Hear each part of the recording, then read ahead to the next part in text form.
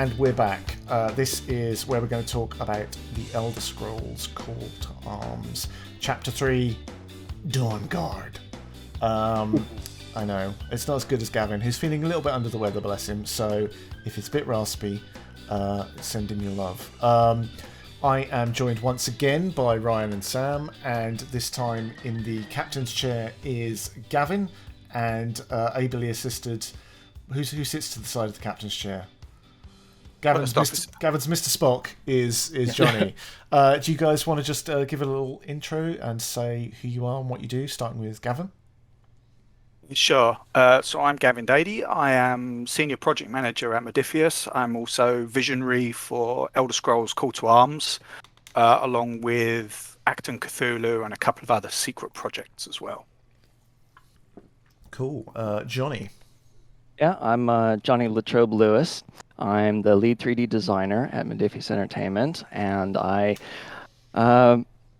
handle technical management of the 3D design team. Most everything that gets designed in a 3D capacity crosses my desk at various stages of the sign-off process, where I weigh in, make sure that it's capturing the brief and what the project managers are looking for, and also that it's manufacturable and all of the technical details entailed. And Ryan and Sam, we've had a bit of intro to you, but just in case anyone's just dropping in, just briefly tell us who you are and what on earth you're doing here. Good questions I ask myself every day when I open my eyes. My name is Ryan, YouTuber on Wargames News Radio. You can find us on Wargames News Radio on YouTube. We got brand new Twitter, which we're trying out the Twitter sphere now, as well as Instagram. So you can find us there for lots of Elder Scrolls Call to Arms battle reports, reviews, as well as Fall Wasteland Warfare stuff. And really excited because tomorrow, actually on Sunday, got a brand new battle report coming out for Call to Arms. So go check that out. It's part 2 of my Journey to High Hrothgar series. So yeah, we're climbing up them steps. We've only got another 6,500 or more to go. And there may or may not be some frostbite spiders involved in this one. So hopefully you guys go check that out. And really excited to be here. Can't wait to see the new stuff. Nice. Yeah. Sam, what about you? I'm Sam. As you spoiled there, Steve. You give it away. It's written under your face on the screen. It literally says Sam. Oh no. Yes, I'm Sam. I run a channel called the Tabletop Hub, also Tabletop Hub on Instagram as well, covering Fallout Wasteland Warfare, Elder Scrolls Call to Arms, helping you learn how to play the game more easily, and equally just get your minis painted. And yeah, I'm not journeying up High Hrothgar at the minute. I'm just not fit enough. You can come along. I'm gonna name one of the minis. Maybe there's maybe Sam will make an appearance in a future battle report there. Put him in a cart. Just carry me up there. just carry you up. All good. Yeah. Cool. So as you may have guessed, we are. If you saw what we did with Fallout, we're about to do that again, but Elder Scrolls basically. Yeah. It's so good. Why not try it twice? The theme of this one is Chapter 3 of the Dawnguard. If you have been following us on Instagram and Twitter and all those places where we put messages in your head, you will have seen like videos and images of some of Chapter 3 already, because it's already started coming out there. So we will reiterate those just in case you have missed them, because they are beautiful and we're really proud of them. Plus, we will also reveal absolutely everything else from Chapter 3, and like I said, maybe more. It's like when bands go off and they're like, maybe we'll be back. It's like you'll be back. You're coming back. So maybe there'll be other stuff. There will be. So if we start off with the videos for the Dawnguard, and then we'll be back after these videos.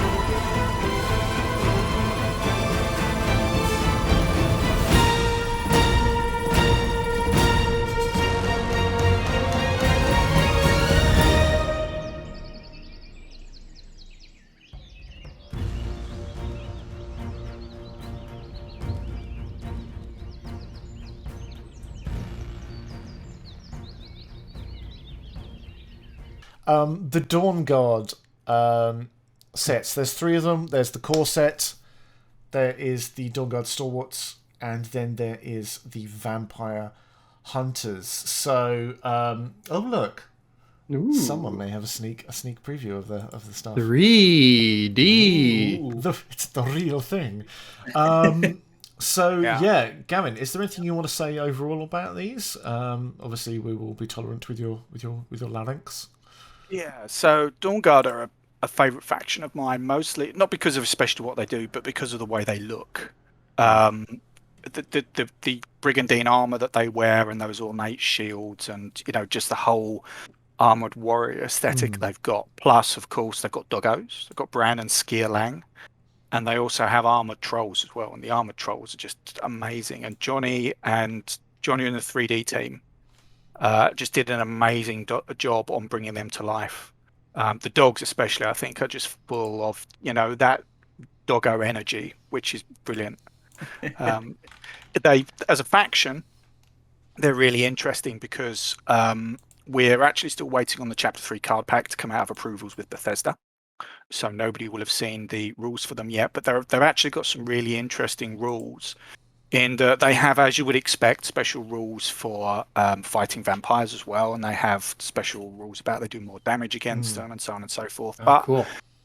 We also wanted to reflect the fact that the Dawnguard recruit people from everywhere. So they also have a special rule whereby if you are recruiting heroes into the Dawnguard faction, the heroes that you recruit can also use their own faction special rule as well as the Dawnguard special rules as well. Oh, that's so you cool. can get some really nice synergies with that, because when you join the Dawnguard, you don't forget everything you learned as an Imperial Legionnaire or as a Stormcloak or as whatever. So that gives them some real nice combo. What if I get this guy with this guy, and can I synergize the two? The effects still only apply to that character, but you can get some really, really nice synergies with them as well. Amazing. That's really cool. Yeah. Having that crossover is really neat. I mean, we've seen sort of a little bit of that before, with like the Dawnguard, the Dragonborn Nightingale, and things like that, like sort of bridging a couple of gaps, but to have sort of a mini or a box that can sort of do a little bit of double duty in a couple factions. That's really fun. We didn't want it to be one-trick wonders as well, because obviously they're good against vampires, right? But we wanted there to be more reason to want to field a Dawnguard party than just because you want to fight vampires. And so we thought that gave them a bit more utility outside of, because if you're fighting against Draugr or something like that, your anti-vampire stuff is not as effective. So you need something else to make you a rounded faction. Plus, if you're going to go fight vampires, there's going to be other stuff on the way. You've got to have a well-rounded team. Yeah, and we'll talk about some other interesting stuff when we get onto the Bandits as well, because they have a similar sort of thing as well. Cool. Jonny, what were the pieces you worked on this? What was the overall process like? Well, most of the stuff that I worked on in this wave will be revealed throughout this segment. So mostly I'm in the technical review segment with the Dawnguards. Dawnguard, we kind of split up the effort between these sets that we've seen here and others we're about to show between the various teammates. I mean, there is a fair amount of interplay between various team members. Might do some weapons that get used by another team member in a different model, but most of the Dawnguard were sculpted by Joe, who anyone who was on the last segment for Fallout Wasteland Warfare would have heard her speak. And the Armored Troll was done by Chris Pesey. And Brandon Skillang, the dogs, were also done by Joe. Cool. Very cool. Yeah, that troll, I had to put it. I haven't painted it yet, but it's one of the coolest minis. Yeah. That you can get your hands on. Just a really cool deal. Like, I saw someone say in chat, like, that's a troll? I thought it was a werewolf in armor. It's like, yeah, sure. Why not? Yeah. Yeah. I mean, either way, I don't want to take him on. He's a big old fella, but But no. Sam, have you got any thoughts on the Dawnguard or? Yeah, I mean, I think they just look stunning. I think it was the Vampire Hunters box. Wasn't that one that we saw where they were? It's kind of more of like you've got your core set and then your faction box that you can add on to it. They look. It's just the armor. It's so striking, visually striking. I think it's equally what Gavin's saying about how this faction plays makes so much sense, but equally adds a ton of replayability to these guys as a faction too. In that they're in the way that, in a certain regard, they're very modular. Especially with the fact you kind of get your faction rules and then your kind of core rules with them as well. Equally, though, I think we all agreed during when the little videos were playing. I think did we say someone in chat was saying about how someone's gone through and edge highlighted all these armor plates.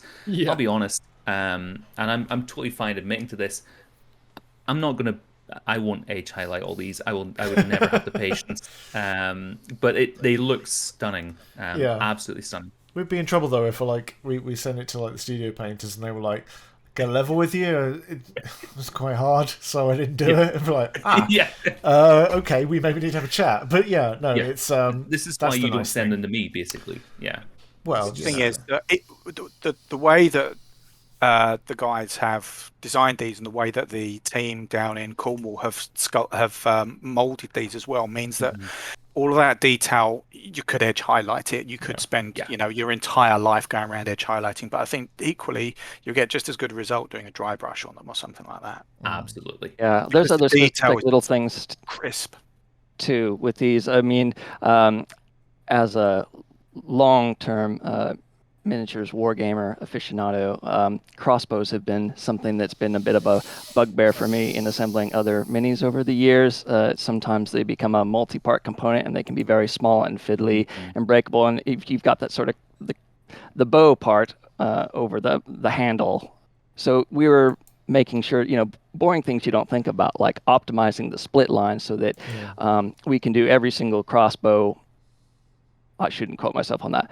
Almost every single crossbow as a single part cast, that it will have some kind of a sensible joint to the body, that it's not going to be too fiddly. These are things that we're not just coming at these from a non-gaming perspective. We're trying to think of what's practical and easy to assemble and what's not going to warp and bend and that sort of thing. Exactly. There's equally at least two different types of crossbow that we're seeing here. There's the Dwemer style that we're seeing in the Stalwarts, and then I think it could have been the Vampire Hunters kit as well. We're seeing, or here we go, it's still in the Stalwarts. We're seeing a more traditional crossbow too, That's right. Which is quite cool just to see that variety.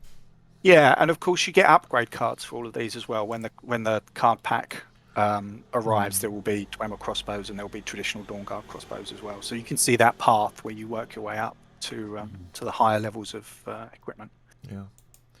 Yeah, I think that even down to like, it's weird, like even looking at like the armored wolves, I think the armor just looks so kind of like not huskies. I'm sorry. All doggos are good doggos. The actually armor the vampire hunting ones. Well, that's true. There are those as well, but no. Speaking of vampires. Smooth segue. Stunning. I know. Almost like we planned it. Oh my, yeah. It's like I steered this conversation like a cart. These are the vampire sets.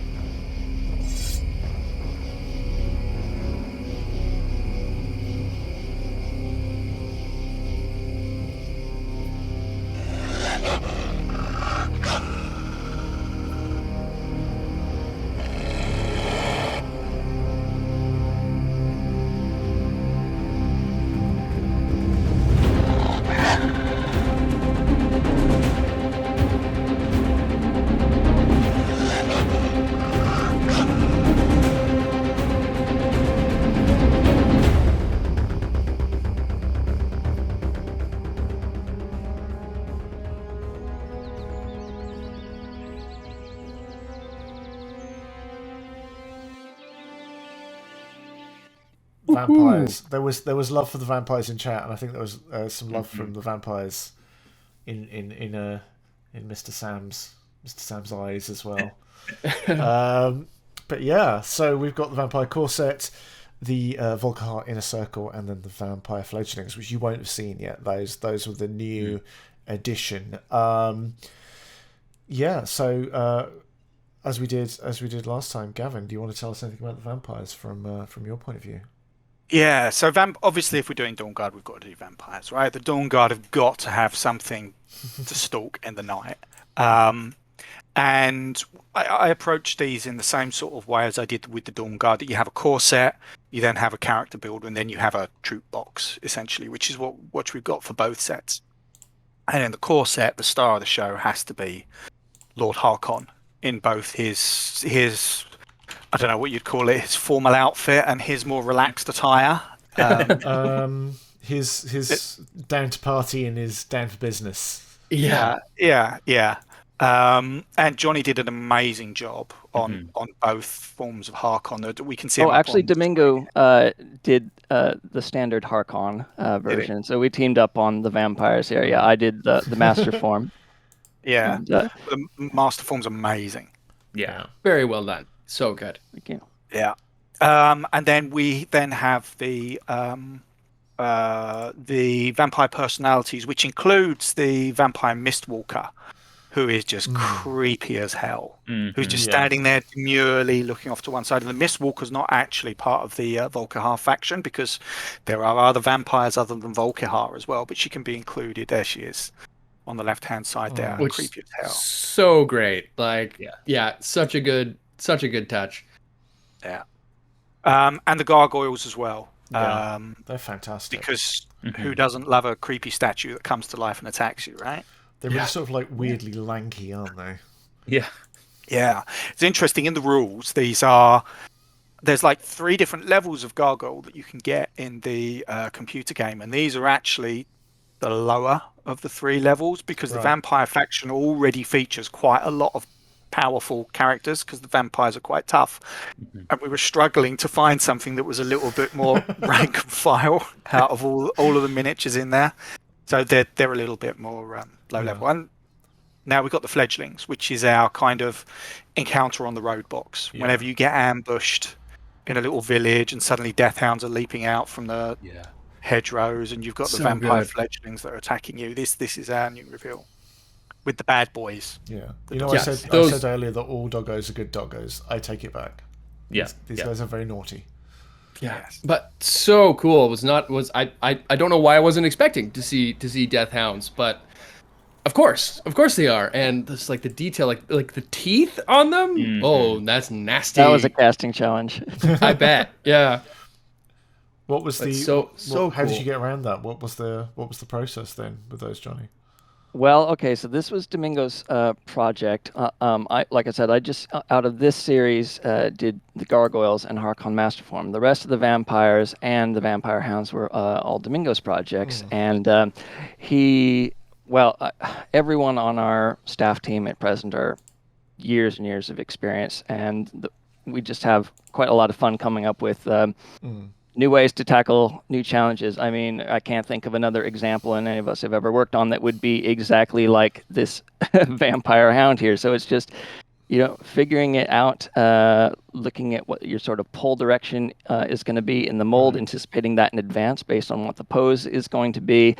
And then just thinking, right, what's my sort of undercut tolerance? How far can I stretch the material, the mold material, before it gives and tears? So we're kind of thinking in our head, calculating how many pulls are we going to get out of this, because you can't have the molding team constantly making new ones. And so it's just optimizing all of these figures, and it's something that you get a feel for over time. But we're also making each tooth individual enough to to highlight each one and pick it out and have enough spacing between them at the scale. And so it's quite a bit of abstraction as well. Yeah.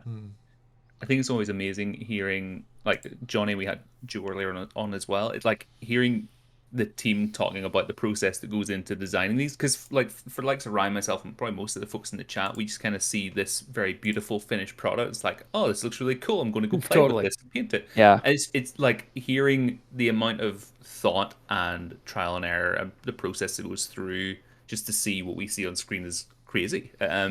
We pour over these things. I mean, really get right in there on every single model and try to anticipate things, because we don't want to move backwards. We're always so excited for the new briefs that are coming our way.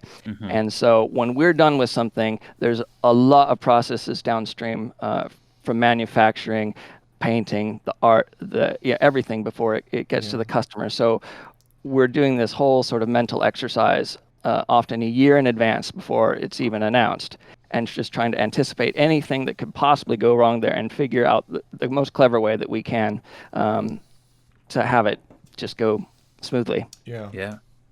Well, hats off indeed. I mean, the Harkon model in particular, and if anyone hasn't seen Sam's amazing video on his painting tutorial on Tabletop Hub, go check that out, because and it's almost like we planned it. So good.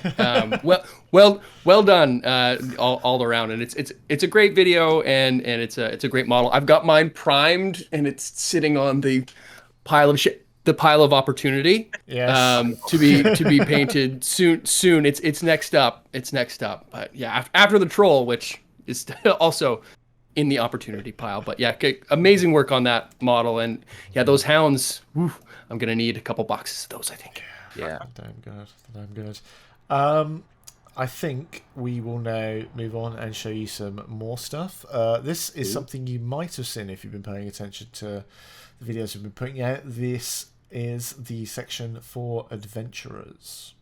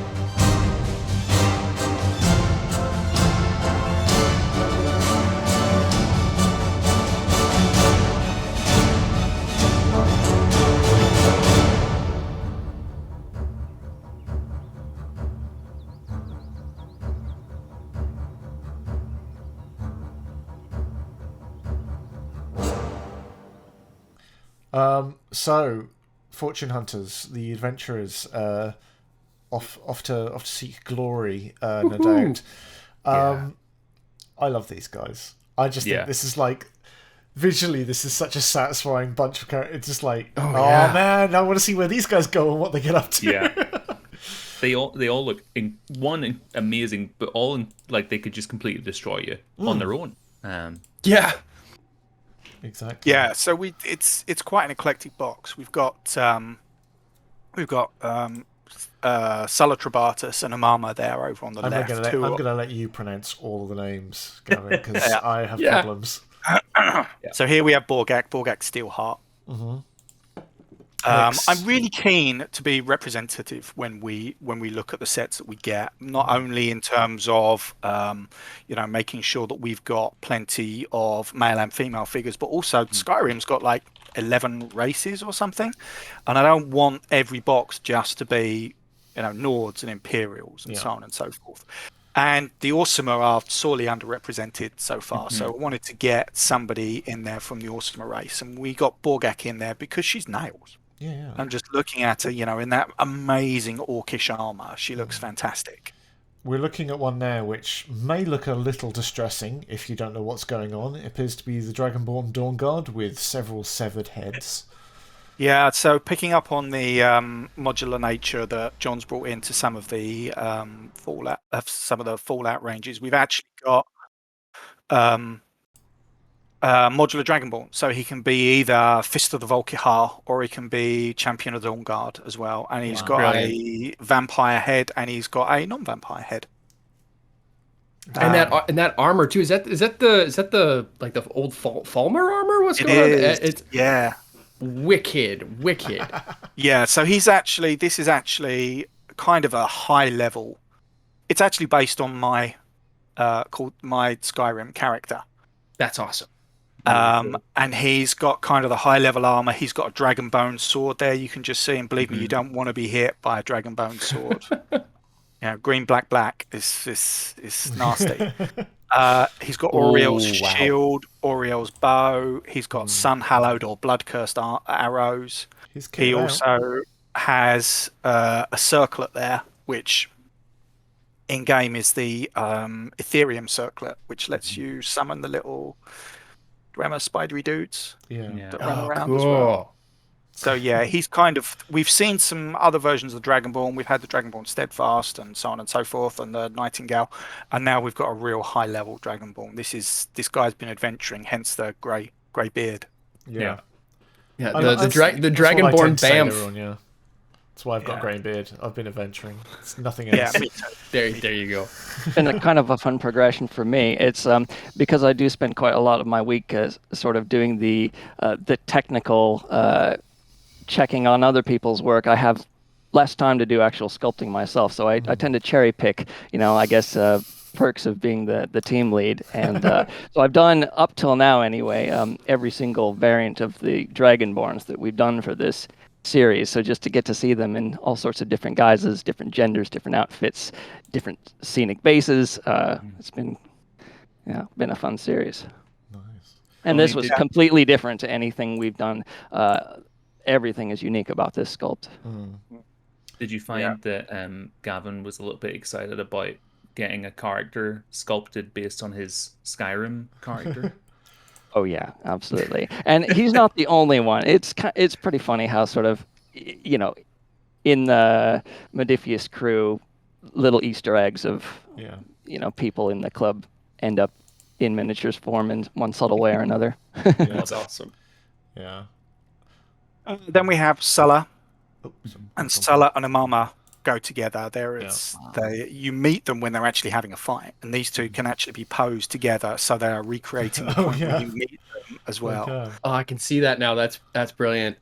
Yeah. So Sulla is thrusting, and he's about to lob a fireball into Amama's face. She's defending with her Targe of the Blooded, which has obviously the spikes coming out of it as well. So they're a really nice pair, and they've got some interesting rules as well, where if you have them together on the table, they can end up having a bit of a tiff, and they can end that's awesome.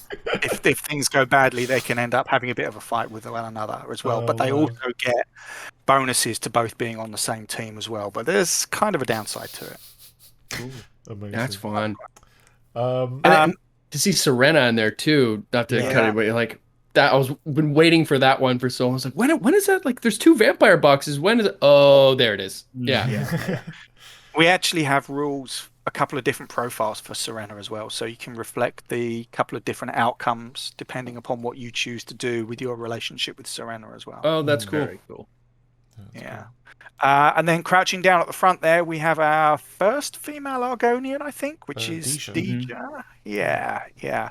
Who's quite a stealthy type, and actually ties in a little bit with the other faction that we've got in this chapter as well, with the Bandits. Bandits, you say? Should I run a video? What a segue. Yes, there we go. Here are the Bandits. 3 for 3.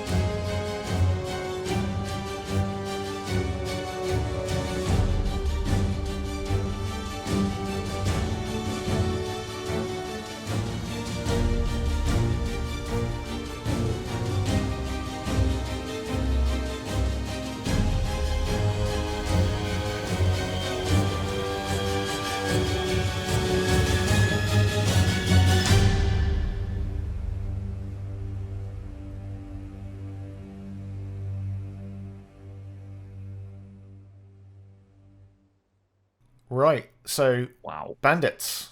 Bandits. Never has being robbed looked so good. Because we were all just sitting there going, look at that guy. He's got it going on. He knows his hot stuff. Yeah. Gavin, tell us about the Bandits. So Bandits are an interesting faction. They well, first of all, a lot of the models will actually be doing triple duty because they are not just usable as bandits.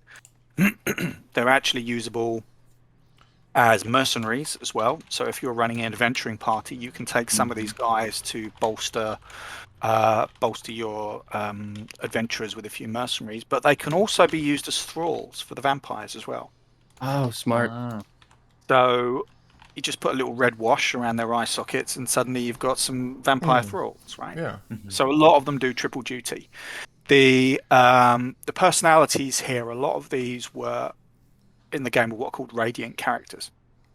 So they can have different looks, they can have different outfits, they can have different styles, and these are all based on guys that have really thumped me in the video game time and time and time again. That butcher, the dark elf butcher there, the number of times he's put me to the floor is unbelievable. So these have been my low-level nemesis for some time. We've tried to introduce a lot of character into them as well. Yeah. Wow. No, it's come through too. I mean, like all the action poses and of course, you know, the pin-up shield pose there too. It's quite striking. But yeah, I mean, that was when I first saw the reveal of the core box. There, it was like, I can use these for anything. Like these are great. Like, you know, can fit in, especially, you know, in adventuring parties. Like it's really smart to have that both, you know, as a proxy situation, but also baked into the faction. Brilliant.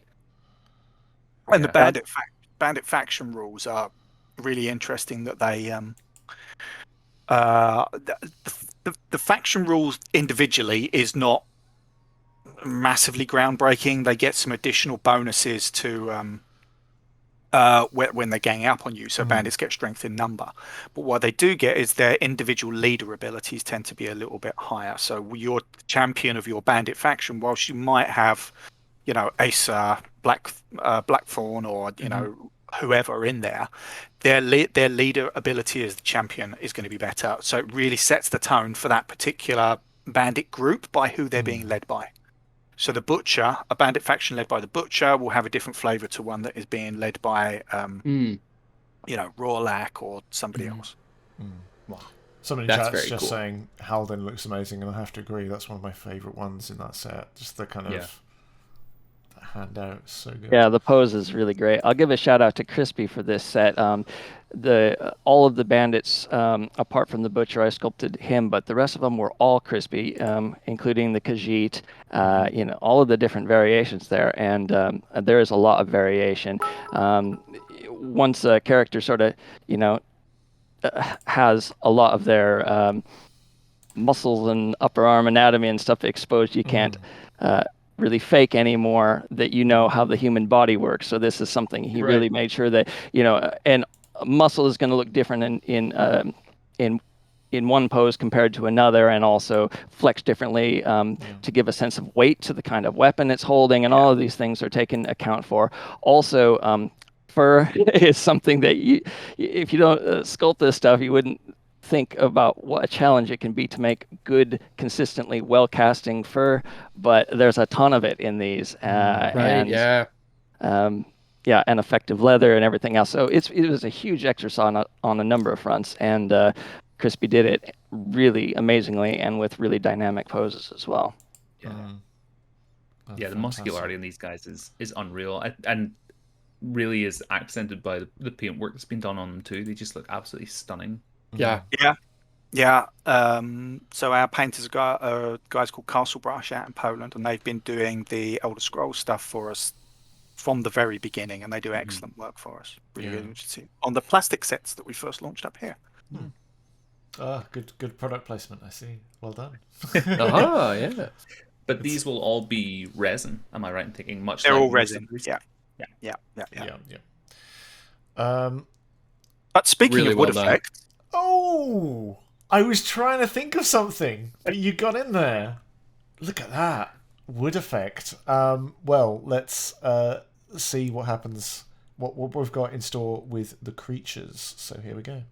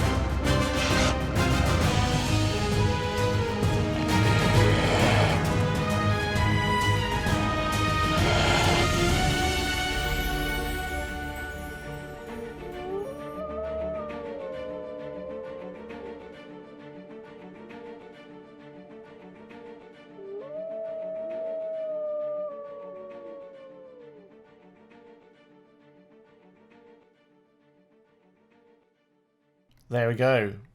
An assorted menagerie of creatures. Trees, more trees, and Ghosty Doggo. Gavin, tell us about Spriggans. Spriggans.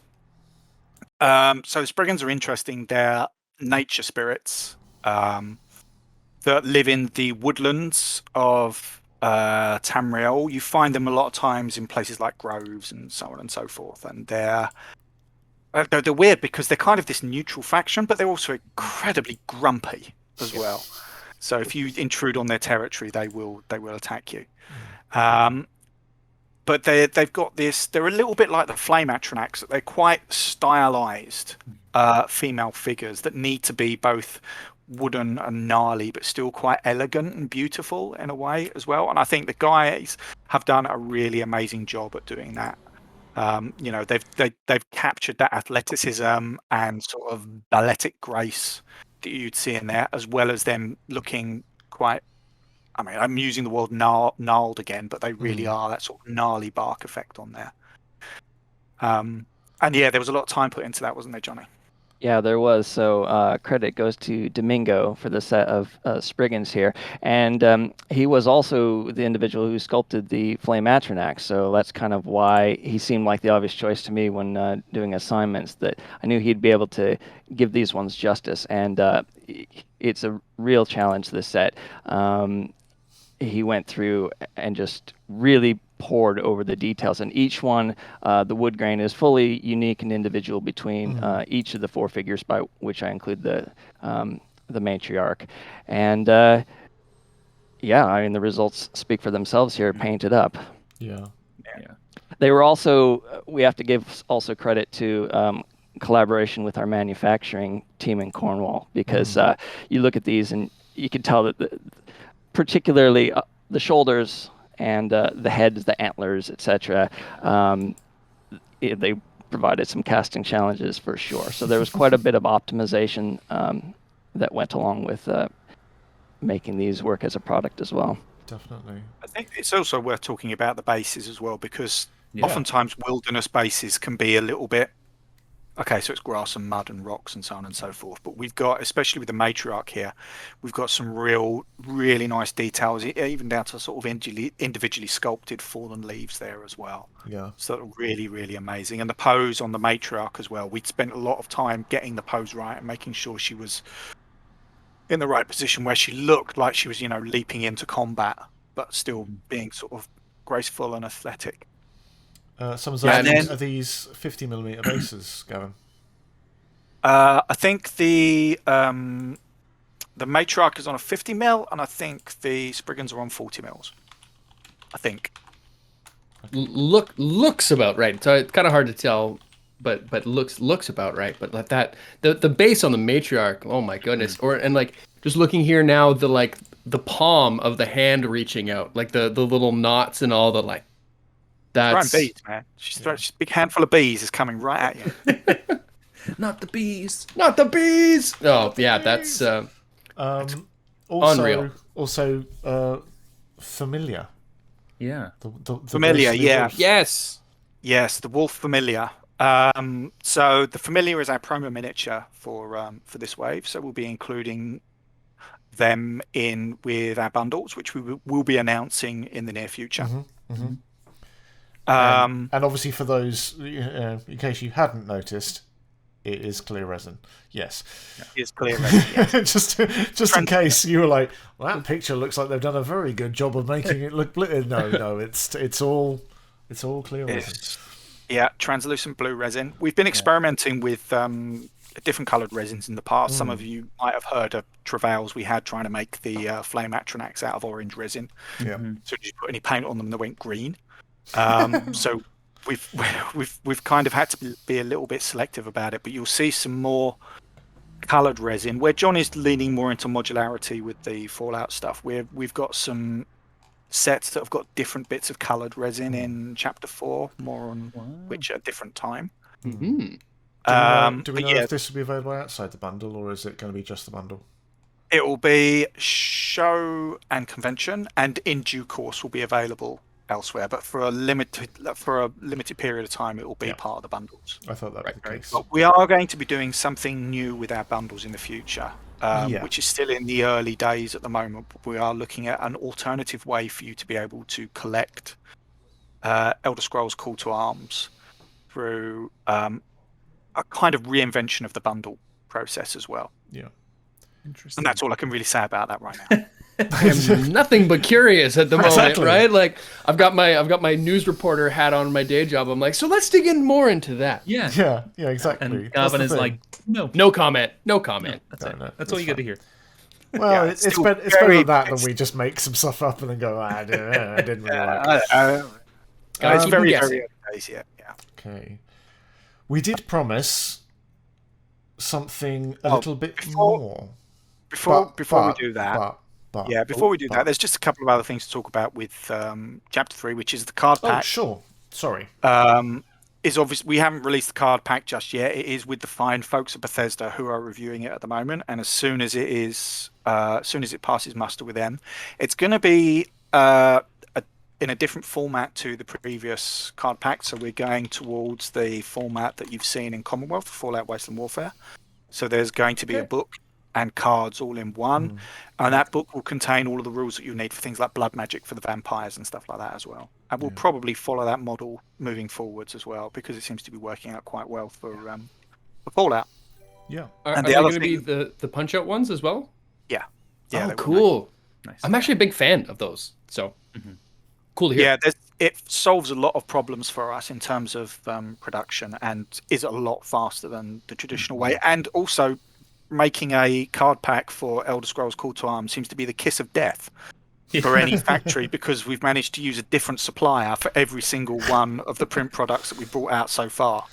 It's a little bit like the Monty Python sketch where the first factory, burnt down, the second one had a flood, the third one had a flood, then burnt down, and so I think probably avoiding any more card packs in the future is probably a good idea. I think you can't.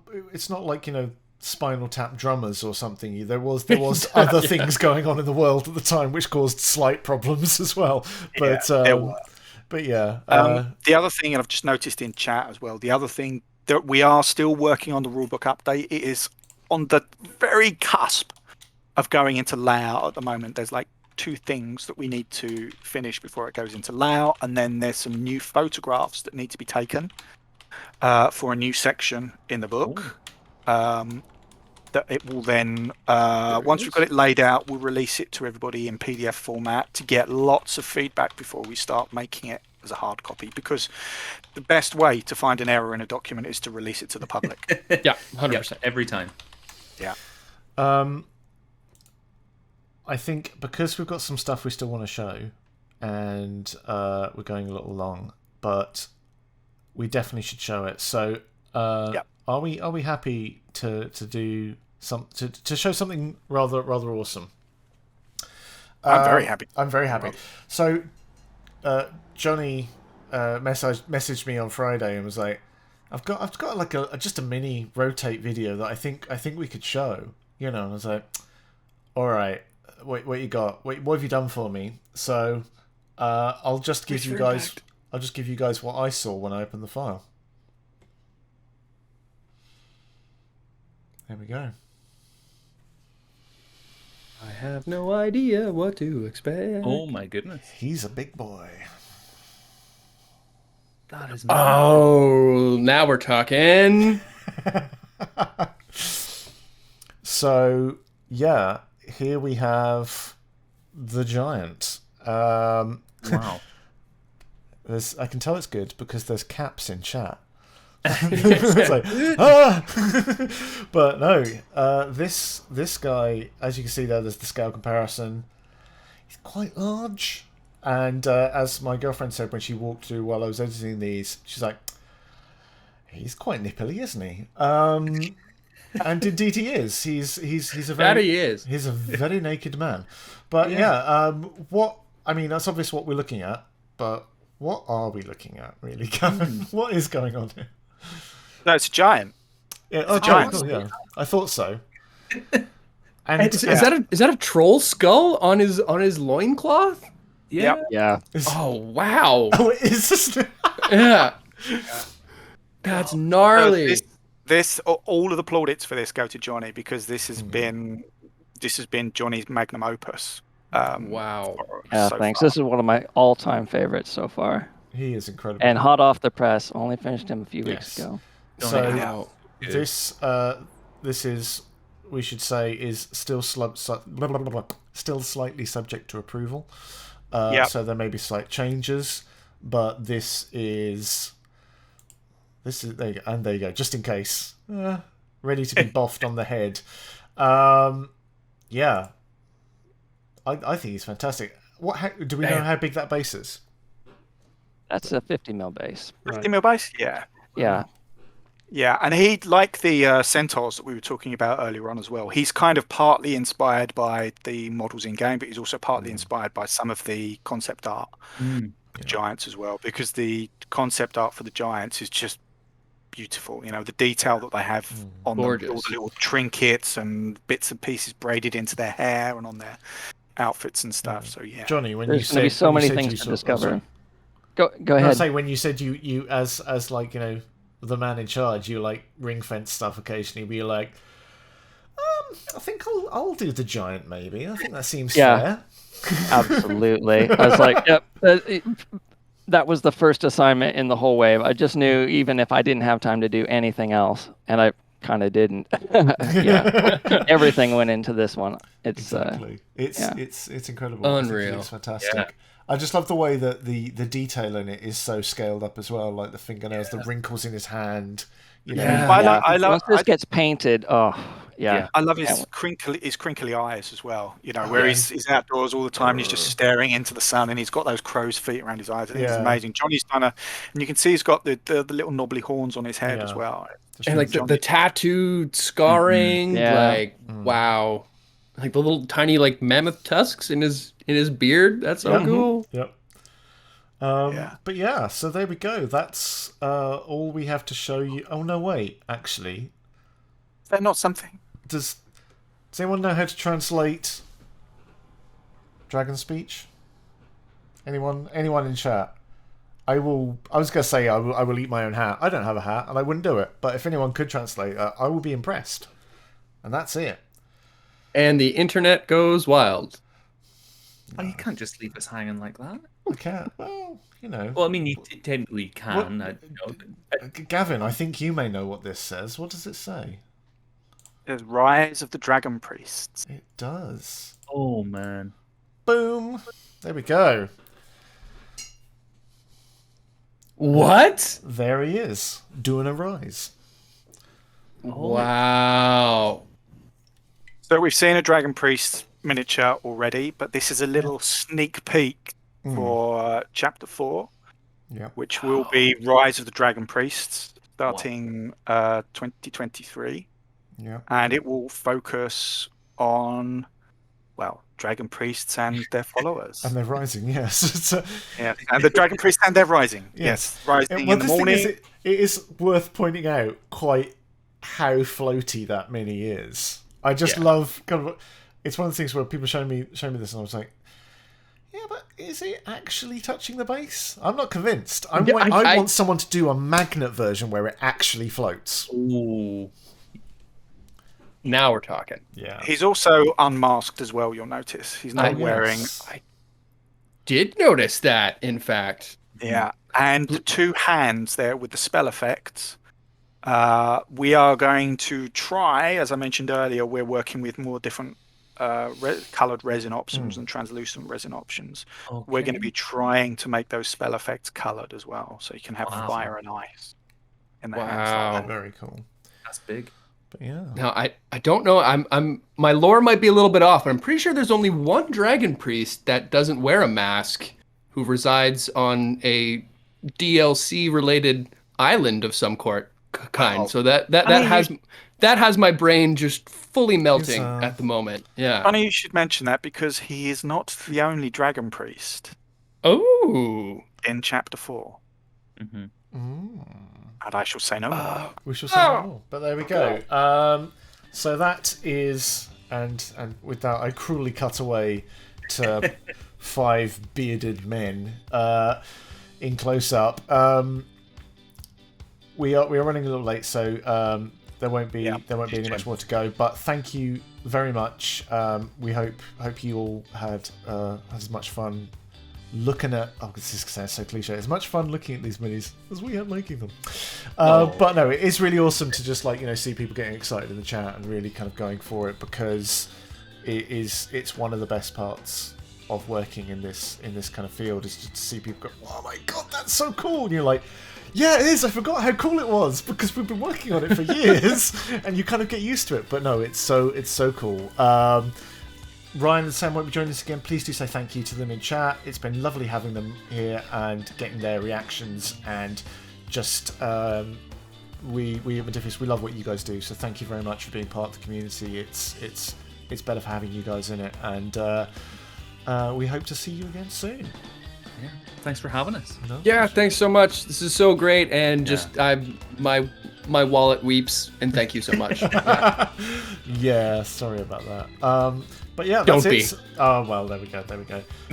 Thank you very much, Johnny and Gavin, and we will be popping off for 10 minutes, so we'll be back in a bit with Star Trek Adventures, and see you soon. Bye. Bye, everybody.